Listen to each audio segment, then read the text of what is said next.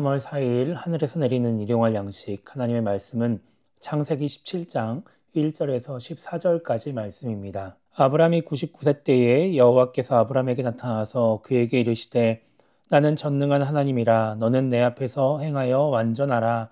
내가 내 언약을 나와 너 사이에 두어 너를 크게 번성하게 하리라 하시니 아브라함이 엎드렸더니 하나님이 또 그에게 말씀하여 이르시되 보라 내 언약이 너와 함께 있으니 너는 여러 민족의 아버지가 될지라. 이제 후로는 내 이름을 아브람이라 하지 아니하고 아브라함이라 하리니 이는 내가 너를 여러 민족의 아버지가 되게 함이니라. 내가 너로 심히 번성하게 하리니 내가 내게서 민족들이 나게 하며 왕들이 내게로부터 나오리라.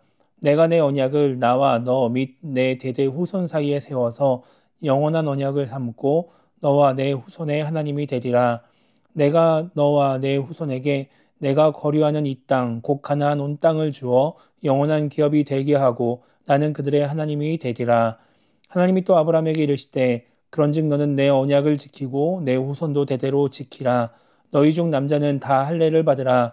이것이 나와 너희와 너희 후손 사이에 지킬 내 언약이니라. 너희는 표피를 베어라. 이것이 나와 너희 사이의 언약의 표징이니라.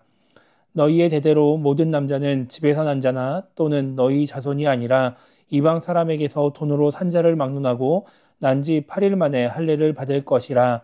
너희 집에서 난 자든지 너희 돈으로 산 자든지 할례를 받아야 하리니 이에 내 언약이 너희 살에 있어 영원한 언약이 되려니와 할례를 받지 아니한 남자 곧 그 포피를 베지 아니한 자는 백성 중에서 끊어지리니 그가 내 언약을 배반하였음이니라. 아멘. 오늘 우리에게 주시는 말씀은 아브라함에게 이제 지켜야 할 언약의 행위를 말씀하시는 하나님의 말씀을 기록하고 있습니다.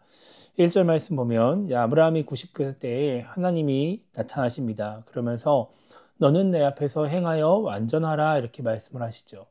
그러고서 또 언약의 말씀을 하십니다. 2절에 보면은 너를 크게 번성하게 하리라 라고 말씀하고 있고 4절에 보면 너는 여러 민족의 아버지가 될지라 라고 말씀을 하고 있죠. 그러면서 이제 5절에 보면은 내 이름을 아브람이라 하지 아니하고 아브라함이라 하라고 말씀을 하십니다. 아브라함이라는 말은 이름의 뜻은 존귀한 아버지라는 뜻을 갖고 있습니다. 근데 이것을 아브라함으로 바꾸십니다. 아브라함은 무리의 아버지, 민족의 아버지라는 뜻을 갖고 있습니다. 그러니까 이제 여러 민족의 아버지가 될 것이기 때문에 여러 한 무리의 그 민족의 아버지가 될 것이기 때문에 이름을 아브라함으로 바꾸라는 것이죠. 그리고 이제 6절부터 8절까지 말씀해 보면은 이제 그동안 해왔던 우리에게는 많이 익숙한 그런 약속들을 행하시게 됩니다. 오늘 말씀을 읽으면서 이런 생각을 해보게 됩니다. 창세기 12장에서 아브라함을 부르실 때에도 이런 약속을 하셨단 말이죠. 그러면은 그때 아브라함의 이름을 아브라함으로 바꾸셔도 괜찮지 않았을까 하는 생각을 해보게 됩니다. 왜 그때 바꾸지 않고 지금 바꾸실까 하는 생각이 드는 것이죠. 지금 하나님이 아브라함의 이름을 아브라함으로 바꾸시는 이유는 이제부터 본격적으로 하나님의 약속이 성취되어지기 때문입니다. 하나님의 약속을 이루실 시기가 되었기 때문인 것이죠. 그러면서 하나님은 아브라함에게 언약을 지키라고 말씀을 하십니다. 9절 말씀 보면 너는 내 언약을 지키고 내 후손도 대대로 지키라 이렇게 말씀하시죠. 그동안은 하나님이 약속만 하셨지 아브라함이 지켜야 할 약속, 언약의 행위를 말씀하지 않으셨습니다. 그런데 이제는 그것을 알려주시는 것이죠. 왜 그럴까요? 이제는 그 언약을 지킬 때가 되었기 때문입니다. 그래서 10절과 11절은 이렇게 말씀하고 있죠. 너희 중 남자는 다 할례를 받으라. 이것이 나와 너희와 너희 후손 사이에 지킬 내 언약이니라. 너희는 포피를 베어라. 이것이 나와 너희 사이의 언약의 표징이니라. 이렇게 말씀하고 있죠. 할례를 받는 것, 그것이 바로 아브라함과 후손이 지켜야 할 언약의 행위인 것입니다. 그러면서 그 뒤에 나오는 12절부터 14절까지 말씀에는 구체적으로 누가 할례를 받아야 되는지를 말씀하고 있습니다. 12절 말씀 보면 모든 남자, 집에서 난 자나 이방 사람에게서 돈으로 산 자 모두 이제 할례를 받아야 된다라고 말씀하고 있죠. 그 집에서 태어나면 난 지 8일 만에 할례를 받아야 된다라고 말씀하고 있습니다. 그러면서 13절에 보면은 내 언약이 너희 살에 있어 영원한 언약이 되리라 이렇게 말씀하고 있죠. 그러면서 14절에는 이제 할례를 받지 않은 사람은 어떻게 되느냐? 백성 중에서 끊어지리니 그간의 언약을 배반하였음이니라 라고 말씀하고 있습니다. 하나님은 아브라함의 자손뿐만 아니라 아브라함 가문에 속해 있는 모든 사람이 할례를 받아야 된다라고 말씀하고 있습니다. 이것은 혈통적으로 아브라함의 자손이 아니라 하더라도, 이스라엘 사람이 아니라 하더라도 그에게 속해 있으면 하나님을 믿고 언약의 행위를 해야 된다라는 것을 의미하는 것이죠. 이렇게 해야 되는 이유, 꼭 아브라함의 자손이 아니고 이스라엘 사람이 아니어도 왜 할례를 받아야 되는지에 대해서 성경은 명확하게 설명하지 않습니다. 그러나 출애굽기 이후에 그런 성경 말씀들을 통해서 유추를 해보면 아마도 이 아브라함의 가문 안에서, 이 이스라엘 자손들 안에서 우상의 씨앗을 없애기 위함이 아닐까 해석을 해볼 수 있는 것이죠. 우리나라는 예로부터 이제 포경 수술을 해야 된다는 인식이 많이 있었습니다. 그것이 이제 종교적인 이유뿐만 아니라 이제 사회적인 분위기가 있었죠. 그런 사회적인 분위기 속에서 어떤 교회들은 할례를 예로 들면서 종교적인 이유 때문에라도 포경 수술을 해야 된다라고 말을 했었습니다. 이렇게 성경에 나오는 신앙적인 행위들을 그대로 옮겨오는 것은 좀 위험한 일일 가능성이 높습니다. 잘못된 성경 해석을 할 가능성이 높은 것이죠. 하나님은 신앙적인 행위를 지시하시면서 그 시대의 문화와 환경을 염두에 두고 말씀을 하십니다. 그러니까 지금 우리가 살아가는 환경을 염두에 두고서 어떠한 것을 말씀하시는 것이 아니라 그 고대 근동, 그 중동 지역의 상황과 환경, 그리고 그들의 생활에 맞춰서 무언가를 지시하고 계신다라는 것이죠. 그렇기 때문에 우리는 어떠한 행위를 그대로 가져오는 것이 아니라, 그대로 따라하는 것이 아니라 그 의미를 생각하며 신앙생활을 해야 된다라고 하는 것입니다. 그래야 올바른 신앙생활을 할 수 있는 것이죠. 만약에 신앙적인 이유로 포경수술을 해야 된다, 할례를 해야 된다라고 한다면 지금 우리도 동물 제사를 드려야 합니다. 그런데 그런 건 하지 않아요.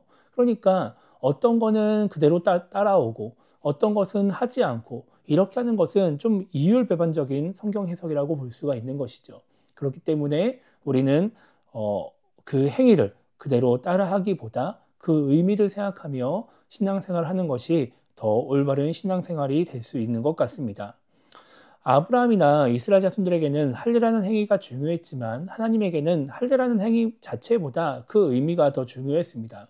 그래서 사도행전 15장에 보면은 예루살렘 회의에서 이방인들에게 율법의 규례를 그대로 적용시키지 말자라는 합의가 이제 이루어지게 되는 것이죠. 그렇다면 하나님이 오늘 아브라함에게 언약의 행위를 요구하신 이유가 무엇일까요?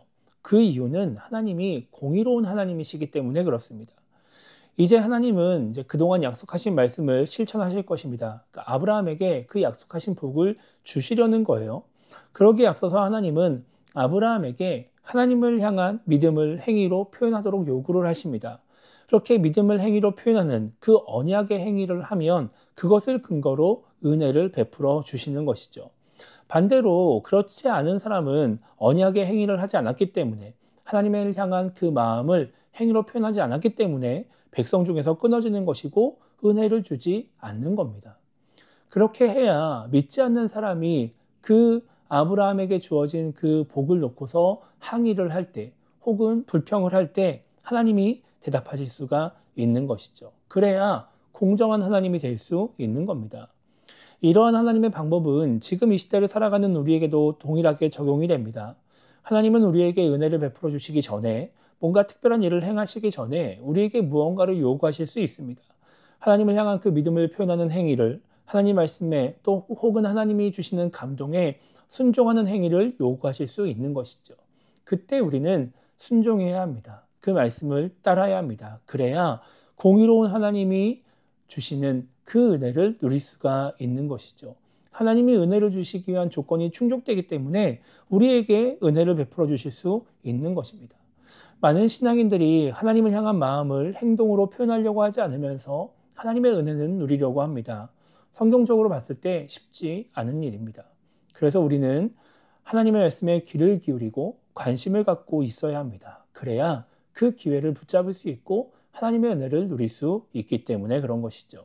그래서 오늘 하루를 시작하면서 우리가 이렇게 기도했으면 좋겠습니다. 항상 하나님의 말씀에 관심을 갖고 귀를 기울이며 살아가는 신앙인이 되게 달라고 기도했으면 좋겠고요.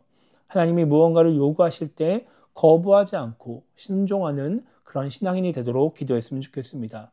그래서 정말 하나님이 주시는 특별한 은혜를 경험해서 은혜 가운데 살아가는 신앙인이 되도록 우리가 기도하며 오늘 하루를 시작했으면 좋겠습니다. 오늘 나의 삶 속에서 하나님의 은혜를 주시기 위해서 무언가를 요구하실 때 그 말씀에 순종하여 하나님의 특별한 은혜를 누리는 우리 모두가 되기를 주님의 이름으로 축복합니다.